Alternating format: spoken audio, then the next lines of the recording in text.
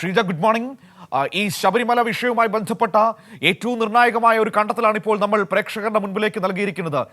അതായത് 2019 ഉണ്ണികൃഷ്ണൻ പോറ്റി അറ്റകുറ്റപ്പണിക്കായി ചെന്നൈയിലേക്ക് കൊണ്ടുപോയത് സ്വർണം പൂശിയ പാളി തന്നെയാണ് എന്ന് ദേവസ്വം വിജിലൻസ് ഒരു ഏകദേശ നിഗമനത്തിലേക്ക് എത്തിയിരിക്കുന്നു എന്നാണ് ഇപ്പോൾ നമുക്ക് മനസ്സിലാക്കാൻ കഴിയുന്നത്. ഷീജ,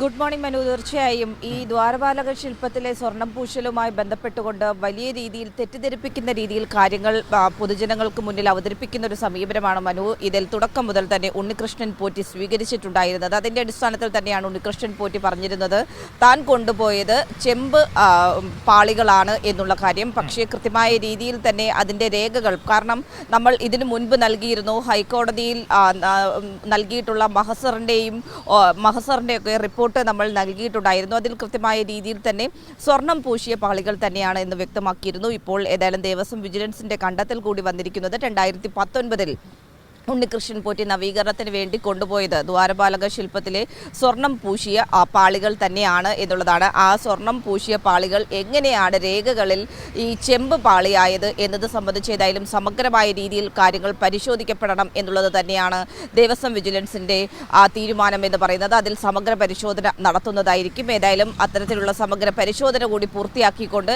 ഈ ആഴ്ചയിൽ തന്നെ ഹൈക്കോടതിയിൽ അന്വേഷണ റിപ്പോർട്ട് സമർപ്പിക്കുക എന്നുള്ളതാണ് നിലവിൽ ഇപ്പോൾ ദേവസ്വം വിജിലൻസ് തീരുമാനിച്ചിരിക്കുന്നത്.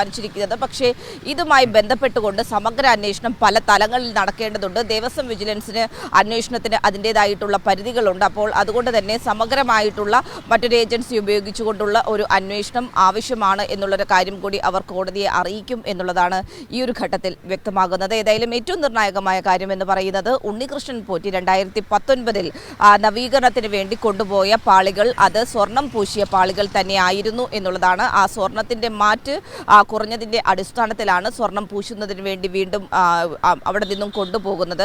പക്ഷേ ഇതെങ്ങനെ രേഖകളിൽ ഈ പറയുന്നത് പോലെ തന്നെ എങ്ങനെയാണ് ചെമ്പ് പാളിയായത് എന്നത് സംബന്ധിച്ച് വിഷയത്തിൽ സമഗ്രമായ പരിശോധന നടത്താൻ കൂടിയാണ് ഇപ്പോൾ വിജിലൻസ് തീരുമാനിച്ചിരിക്കുന്നത്. മനു, തീർച്ചയായും അത് ഏറ്റവും പ്രധാനപ്പെട്ട കാര്യമാണ് ഷീജ. കാരണം ഇവിടെ ഉണ്ണികൃഷ്ണൻ പോറ്റി പറഞ്ഞത് എനിക്ക് ചെമ്പാണ് തന്നത്, രേഖകളിൽ അതുണ്ട് എന്നാണല്ലോ. പ്രതിപക്ഷവും ആ ആരോപണം ഏറ്റുപിടിക്കുന്നത് നമ്മൾ കണ്ടതാണ്. ഈ 98 സ്വർണം പൂശിയ പാളി 2019 വന്നപ്പോൾ എങ്ങനെ ചെമ്പായി എന്ന ചോദ്യം ഉന്നയിച്ചുകൊണ്ടാണല്ലോ പ്രതിപക്ഷം രംഗത്ത് വന്നിരിക്കുന്നത്. ഇപ്പോൾ ആ ചോദ്യങ്ങൾക്കെല്ലാമുള്ള ഉത്തരം വന്നിരിക്കുകയാണ്. ഇവിടെ രണ്ട് കാര്യമുണ്ട്. ഒന്ന്, ഉണ്ണികൃഷ്ണൻ പോറ്റി പറയുന്ന പച്ചക്കള്ളങ്ങൾ, അത് അയാളിൽ നിന്ന് കൂടുതൽ വിവരങ്ങൾ പുറത്തു വരേണ്ടതുണ്ട്. ആ കള്ളങ്ങൾ വിശ്വസിച്ച് സർക്കാരിനെതിരെ ആരോപണമായി ഇറങ്ങിയ പ്രതിപക്ഷം, ഈ രണ്ട് വിഷയങ്ങളാണ് നമ്മളിവിടെ പരിശോധിക്കപ്പെടേണ്ടത്.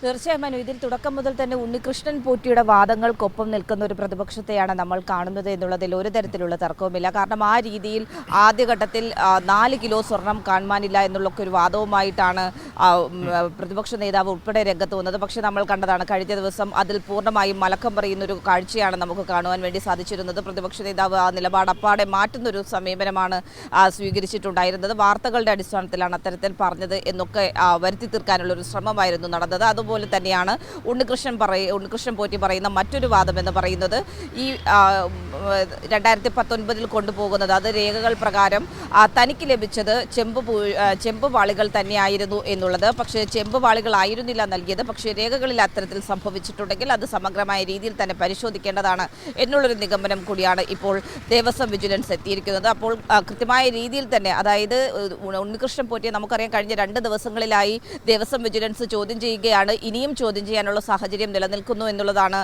മനസ്സിലാക്കുന്നത്. 2 ദിവസങ്ങളിലായി ചോദ്യം ചെയ്തതിൽ കൂടുതൽ വിവരങ്ങൾ ഉണ്ണികൃഷ്ണൻ പോറ്റിയിൽ നിന്ന് ലഭിച്ചിട്ടുണ്ടെങ്കിൽ പോലും ചിലതിന് വൈരുദ്ധ്യമായിട്ടുള്ള മറുപടികളാണ് ഉണ്ണികൃഷ്ണൻ പോറ്റി ചോദ്യം ചെയ്യലിൽ നൽകിയിട്ടുള്ളത്. അതുകൊണ്ട് തന്നെ സമഗ്രമായ രീതിയിൽ മറ്റു കാര്യങ്ങൾ കൂടി ഏകോപിപ്പിച്ചതിന് ശേഷം വീണ്ടും ഉണ്ണികൃഷ്ണൻ പോറ്റിയെ ചോദ്യം ചെയ്യാനുള്ളൊരു സാഹചര്യം കൂടി നിലനിൽക്കുന്നുണ്ട്. ഏതായാലും ഉണ്ണികൃഷ്ണൻ പോറ്റി പറയുന്ന കാര്യങ്ങളെ ഊന്നിക്കൊണ്ട് മുന്നോട്ട് വന്ന പ്രതിപക്ഷം അവർക്ക് കൂടിയാണ് ഇപ്പോൾ ഈ ഒരു വിജിലൻസിന്റെ കണ്ടെത്തലിലൂടെ തിരിച്ചടി ഉണ്ടായിരിക്കുന്നത്. മനു, ഇവിടെ ഉണ്ണികൃഷ്ണൻ പോറ്റിയുടെ അതായത് ഉണ്ണികൃഷ്ണൻ പോറ്റിയുടെ പല മറുപടികളിലും വ്യക്തതയില്ല എന്നതാണ് ദേവസ്വം വിജിലൻസിന്റെ മറ്റൊരു പ്രധാനപ്പെട്ട കാര്യം. അവരുടെ ഒരു നിഗമനം എന്ന് പറയുന്നത് പല ചോദ്യങ്ങൾക്കും കൃത്യമായി മറുപടി നൽകാൻ കഴിഞ്ഞിട്ടില്ല.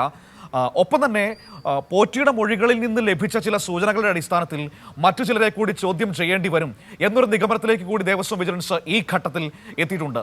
അത്തരത്തിലുള്ള നീക്കങ്ങളും വളരെ വേഗത്തിൽ ഉണ്ടാകാനുള്ള സാധ്യതയുണ്ടോ ഷീജ?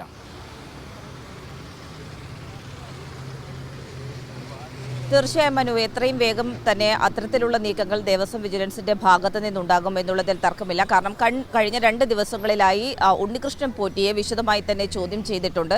അതിൽ ഈ പറയുന്നത് പോലെ തന്നെ പരസ്പര വിരുദ്ധമായിട്ടുള്ള മറുപടിയൊക്കെ ആണ് ദേവസ്വം വിജിലൻസിന് മുൻപാകെ ഉണ്ണികൃഷ്ണൻ പോറ്റി നൽകിയിട്ടുള്ളത്. അതുകൊണ്ട് തന്നെ മറ്റ് 2 സഹായികൾ ഉൾപ്പെടെ ഉള്ളവരെ ഇതിൽ കൂടുതൽ ചോദ്യം ചെയ്യേണ്ടതുണ്ട്. അതായത് ഉണ്ണികൃഷ്ണൻ പോറ്റിയുടെ സഹായികളെ ഉൾപ്പെടെ ഈ കേസിൽ ചോദ്യം ചെയ്യേണ്ടതുണ്ട് എന്നുള്ളതാണ് വിജിലൻസ് വ്യക്തമാക്കുന്നത്. അത് ഇന്നും നാളെയുമായി ഒക്കെ ഉണ്ടാകാനുള്ള സാധ്യത തന്നെയാണ് നിലനിൽക്കുന്നത്. എത്രയും വേഗം അവരെ ചോദ്യം ചെയ്തതിനു ശേഷം വീണ്ടും ഉണ്ണികൃഷ്ണൻ പോറ്റിയെ ചോദ്യം ചെയ്യുക, അതാണ് നിലവിൽ ഇപ്പോൾ അന്വേഷണ സംഘം തീരുമാനിച്ചിരിക്കുന്നത്. അതിന്റെ അടിസ്ഥാനത്തിലുള്ള നടപടികൾ വേഗത്തിലാക്കിക്കൊണ്ട് ഈ മാസം, അതായത് ഈ ആഴ്ചയിൽ തന്നെ ഇതിന്റെ ഒരു റിപ്പോർട്ട് തയ്യാറാക്കി ഹൈക്കോടതിയിൽ സമർപ്പിക്കുക എന്നുള്ളൊരു തീരുമാനമാണ് നിലവിലിപ്പോൾ ദേവസ്വം വിജിലൻസിന് മുൻപാകെ ഉള്ളത് എന്നുള്ളതാണ് മനസ്സിലാക്കുന്നത്. മനു, ഒരു കാര്യം കൂടി ഷീജതുമായി ബന്ധപ്പെട്ട് പറയാനുണ്ട്. അതായത് ഇപ്പോൾ ഷീജ പറഞ്ഞതുപോലെ ദേവസ്വം വിജിലൻസിനെ സംബന്ധിച്ച് ഈ കേസിന്റെ നടപടികളിൽ കുറേ അധികം പരിമിതികളുണ്ട്. ഇപ്പോൾ അറസ്റ്റ് പോലുള്ള കാര്യങ്ങൾക്കൊന്നും ദേവസ്വം വിജിലൻസിന് ഒരുപാട് പരിമിതികളും പ്രശ്നങ്ങളുമുണ്ട്.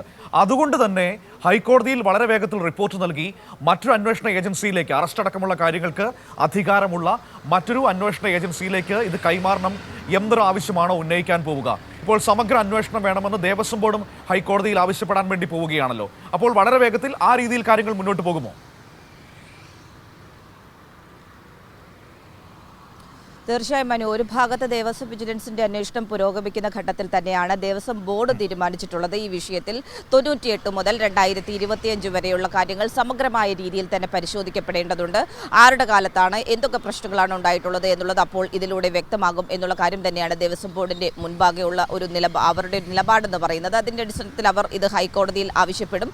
അതിനൊപ്പം തന്നെയാണ് നിലവിൽ ദേവസ്വം വിജിലൻസിന്റെ തീരുമാനം. ദേവസ്വം വിജിലൻസിന് മനു സൂചിപ്പിച്ചതുപോലെ തന്നെയാണ് അന്വേഷണം നടത്തി റിപ്പോർട്ട് നൽകാം, അതിൽ ശുപാർശകൾ നൽകാം എന്നതിനപ്പുറത്തേക്ക് അറസ്റ്റോ അത്തരത്തിലുള്ള നടപടികളിലേക്കോ തുടർ നടപടികൾ, നിയമ നടപടികളിലേക്ക് കടക്കുവാൻ വേണ്ടി സാധിക്കുകയില്ല. അപ്പോൾ അതിൽ സമഗ്രമായ രീതിയിൽ തന്നെ അതിന് അധികാരം വരുന്ന മറ്റൊരു ഏജൻസിക്ക്, അതിപ്പോൾ ക്രൈം ബ്രാഞ്ചോ അങ്ങനെ ആ രീതിയിൽ മറ്റൊരു ഏജൻസിയെ ഏൽപ്പിക്കുക എന്നുള്ളൊരു ശുപാർശ അല്ലെങ്കിൽ അത്തരത്തിലൊരു റിപ്പോർട്ട് കൂടി ഈ ദേവസ്വം വിജിലൻസ് ഹൈക്കോടതിയിൽ സമർപ്പിക്കുന്ന റിപ്പോർട്ടിനൊപ്പം അത്തരത്തിലൊരു ശുപാർശ കൂടി നൽകാനുള്ളൊരു സാധ്യത തന്നെയാണ് നിലനിൽക്കുന്നത്. അത് തന്നെയാണ് അവരുടെ തീരുമാനം എന്ന് പറയുന്നത്. കാരണം ഈ നിലവിൽ കണ്ടെത്തിയിട്ടുള്ള അന്വേഷണങ്ങൾ, അതിൽ കൂടുതൽ അന്വേഷണങ്ങൾ, അതായത് സമഗ്രമായ രീതിയിലുള്ളൊരു പരിശോധന കൂടി ഈ വിഷയത്തിൽ ഉണ്ടാകേണ്ടതാണ്. അത് മുൻനിർത്തി തന്നെയാണ് അത്തരത്തിലൊരു ശുപാർശ കൂടി നൽകാൻ ദേവസ്വം വിജിലൻസ് ഇപ്പോൾ തീരുമാനിച്ചിരിക്കുന്നത്. മനു, അതായത് അങ്ങനെ ഒരു ശുപാർശ വരുമ്പോൾ, അങ്ങനെ ഒരു അന്വേഷണത്തിലേക്ക് എത്തുമ്പോൾ ഈ സ്വർണം കൊടുത്തു വിട്ടിട്ടും അത് ചെമ്പാണെന്ന് എഴുതി പിടിപ്പിച്ച രേഖകളിൽ എഴുതി വെച്ച ആ മഹാന്മാരുണ്ടല്ലോ, ദേവസ്വം ബോർഡിലെ ഉദ്യോഗസ്ഥരായിരിക്കും, ആരായിരിക്കും നമുക്ക് അറിഞ്ഞുകൂടാ, അവരടക്കം അങ്ങനെയാണെങ്കിൽ വെളിച്ചത്തിലേക്ക് വരില്ലേ ഈ സമഗ്രമായ അന്വേഷണത്തിൽ?